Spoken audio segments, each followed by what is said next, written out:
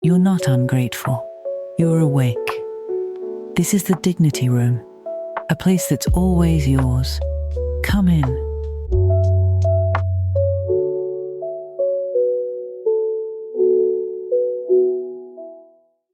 I want to say one sentence today, and I want to say it slowly because I think it is easy to hear it quickly and nod along without actually letting it land in your own life.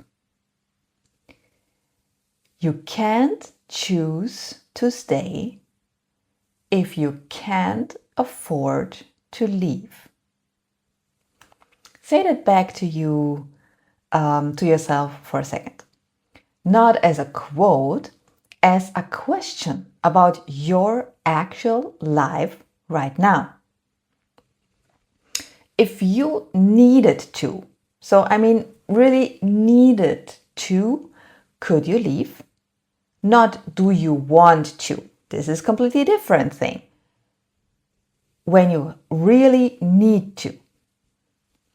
Just financially, practically, could you stand on your own next month if you had to? And if a cold feeling just moved slightly, that's what today is about. Because this episode is not about leaving. I want to be clear about that from the start.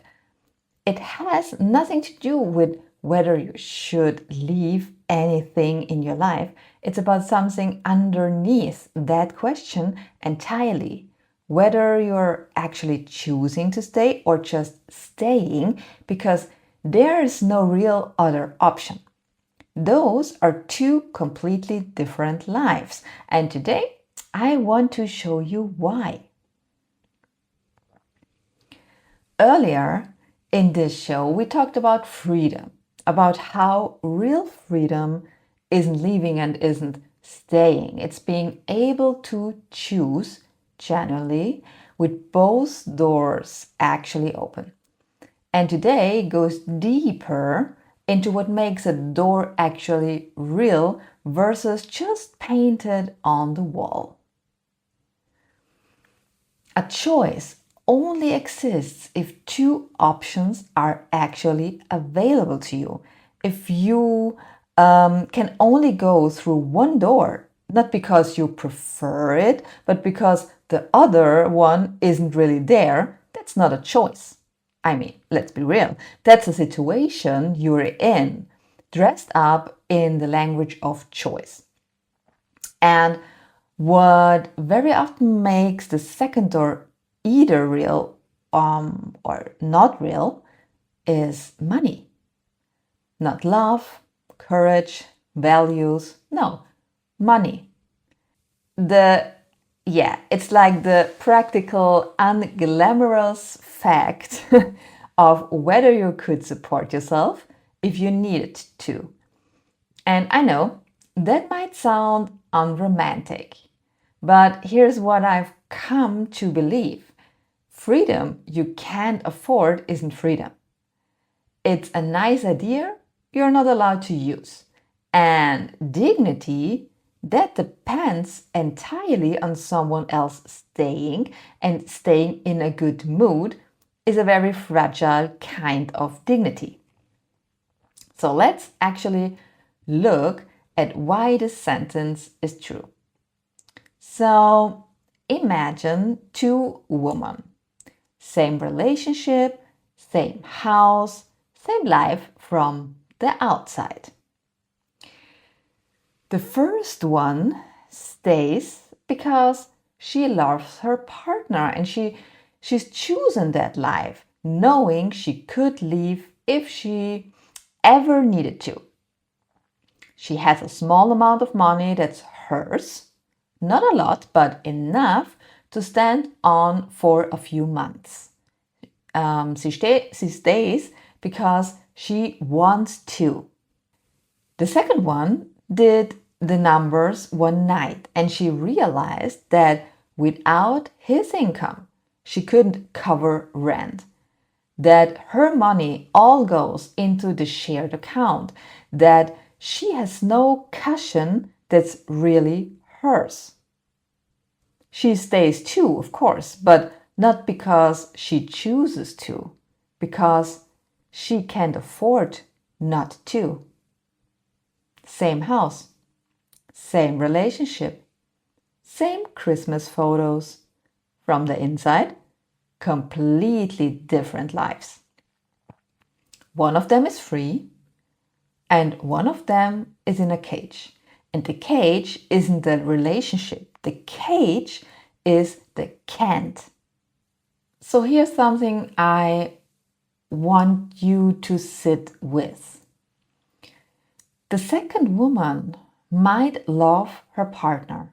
The relationship might even be good, but something under that stays changed. There's a quiet resentment she can't quite locate, like a flatness, a feeling of going through the motions. And it's not really about the relationship, right? It's about the absence of a real choice. When you know deep down that you couldn't leave, even if you want to, every decision you make inside that relationship is shaped by the knowledge, even the decision to stay. I mean, especially the decision to stay. So, a woman who can't afford to leave isn't choosing to stay. She's serving a sentence she calls love. So now, I want to say something clearly because I think, maybe this episode could be misread and I don't want that. So, building a financial floor has nothing to do with planning to leave, okay? This is important, and I don't mean that you should leave at all when you don't want to. I mean, you are in the relationship, you know best if you want to leave or not, yeah? So this is not the conversation we have here, okay? I want to say that as directly as I can, this is not me telling you to leave your relationship, okay? This is not me assuming anything is wrong. This is not me saying that having your own money means you are preparing for the worst. So here's the distinction that matters. There is a huge difference between I could leave and I will leave.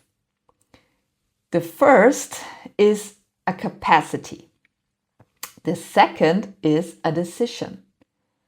You can have the first completely, fully, without ever coming close to the second, okay?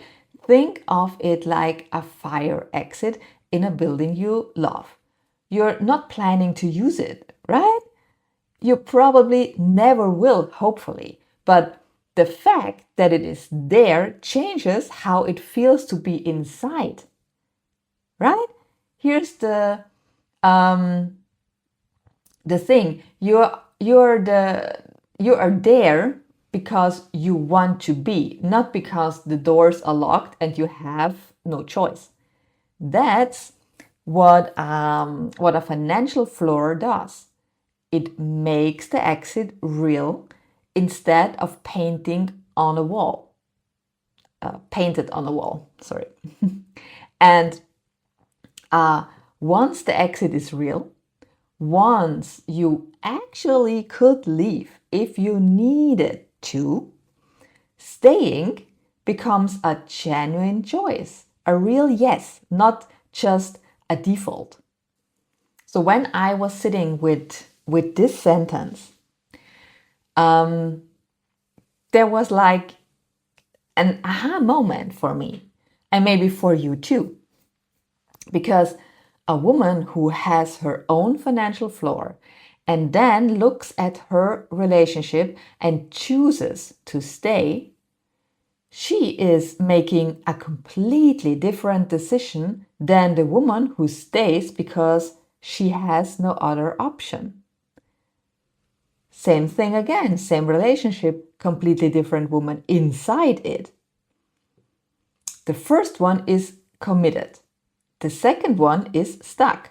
And the difference between those two is not the relationship, it's the safety financial floor. And let me be honest with you, I'm also building my own floor. So I'm not completely on the other side and made it at the moment. So I go through this too and building my own floor at the moment. So I don't teach this from a finished place. I'm a couple steps ahead on the same road. And what I can see from here is that the floor matters more than I ever understood before I started building it. So, okay, what's the actual first step? I'm not going to hand you a financial plan. Yeah? Your real numbers, your costs, your income, your situation, those belong with someone who knows your life. A financial advisor is worth finding if you can. That conversation is more useful than anything I can offer here. And what I can give you is the shape of what you're building towards.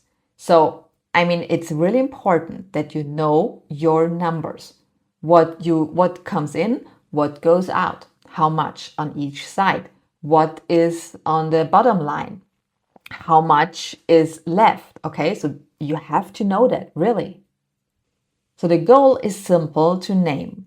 Even if it takes time to reach, you want an amount sitting somewhere that is only yours, that you can access without asking anyone.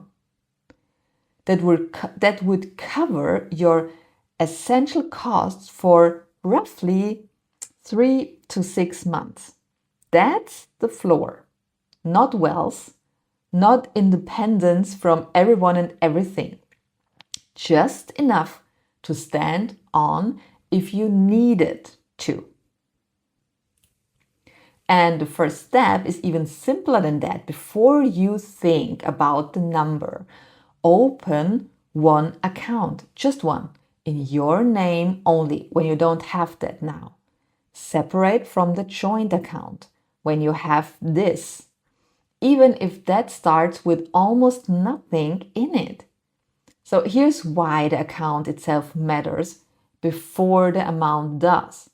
The day you have an account that is only yours, something shifts. Not in your bank balance, in how you stand in your own life.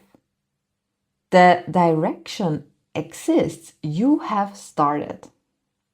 And then, as regularly as your actual life allows, redirect a small amount into it, not what's left over at the end of the month. Leftover money is reliably never accumulates. So a small fixed amount that moves there first before it disappears into the shared life, right? So you can't afford to leave yet. Maybe that's okay.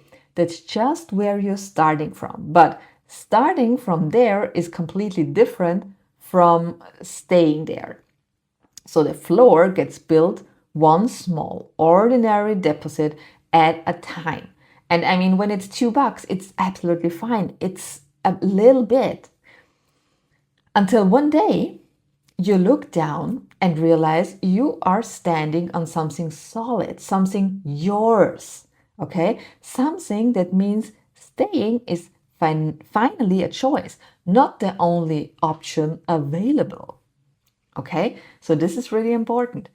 Get your numbers, get your own account, and get a little bit of money every month, or maybe also you can do it weekly. It depends on how much money you earn. Get a little amount on it to build your financial floor, and build it up step by step. So here are 3 things to take with you today. 1, a choice needs 2 real options. If you can't actually leave, not because you don't want to, but because you couldn't survive it financially, you are not choosing to stay. You are in a situation you are calling a choice. And that difference matters more than almost anything else in how you feel from the inside. 2, build a financial floor is not about leaving. There's a huge difference between I could and I will. The floor makes the exit real. And once the exit is real, staying becomes a genuine choice instead of a default. Same relationship, completely different woman inside it. And 3, the first step is the account. 1 account, only yours, even if it starts with almost nothing. The direction matters before the amount does. Leftover money never accumulates. Redirect a small fixed amount first. You can't afford to leave yet. That's a starting point, not a verdict. Before you go, if something here touched you, there's a quiet next step waiting. I made something for you, for when you're ready to come back to yourself. You'll find it in the show notes. Thank you for being here. This was the Dignity Room. The door stays open.